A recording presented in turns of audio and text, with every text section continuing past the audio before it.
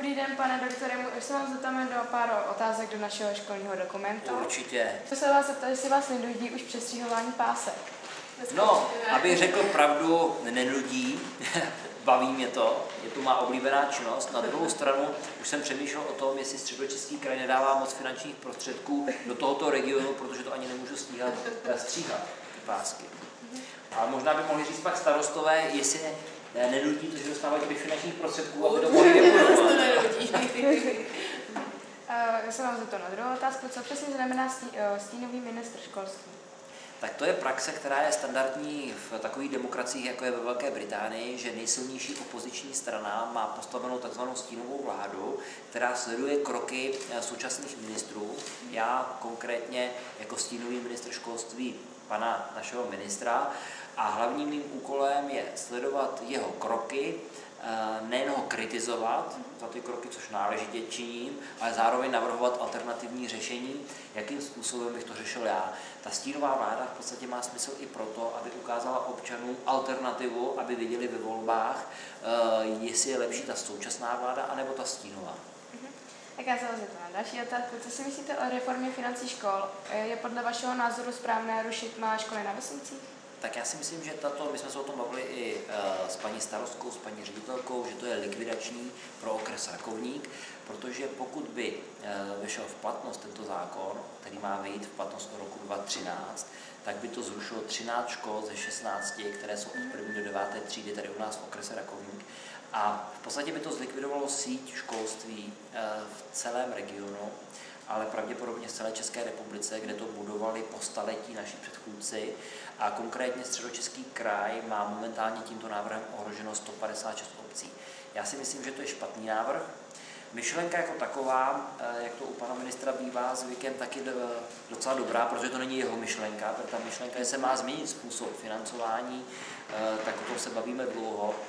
My chceme, aby tam byl prvek kvality, který tam panu ministrovi chybí, vůbec nehodnotí kvalitu jako takovou, a takzvaná optimální třída nebo nasávací efekt se nedá určovat u základního školství.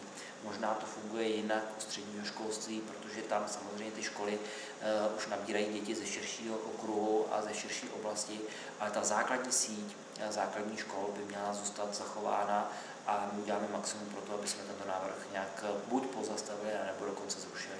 A potkal jste se někdy se známými lidmi, teda kromě poslanců? I s lidmi takzvaně mediálně známými, ať už tedy na půdě parlamentu, nebo třeba u oběda, když čekáme ve frontě na oběd, tak se tam potkáváme navzájem.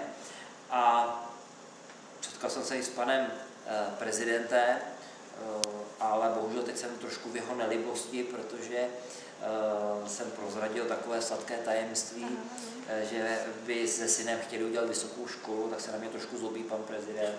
Doufám, že ho to přejde, nebo že ho to přejde budoucího prezidenta. A samozřejmě zažívám i celou řadu úsměvných historek z celého parlamentu a byl jsem i svědkem, kdy třeba náš pan ministr zahraničí usnul na jednání v Senátu. Ale co pro mě bylo do dneska nepochopitelné, kdy po 3/4 hodinu spánku, když jsme ho teda probudili, tak byl schopen odpovídat na ty otázky, které za tu 3/4 hodinu padly. Do dneška nevím, jak to udělal, a je to pro mě záhadou. Přečetli jsme si o vás na internetu, že máte 2 děti. Můžete nám říct, kolik jim je a do jaké třídy chodí? Tak ta první chodí do 1. třídy, protože jí je 7, no a ta druhá ještě nechodí do žádný, protože jí teď momentálně bude 1 rok. Nestýská se vám po funkci učitele? Co jste učil a byl jste na škole oblíbený? Tak to si každý učitel myslí, že je na škole oblíbený, ale studenti a žáci si myslí něco jiného. Já jsem učil cirka asi 10 let na typu základní střední školy. Naposledy to bylo na integrované střední škole na Jirkově.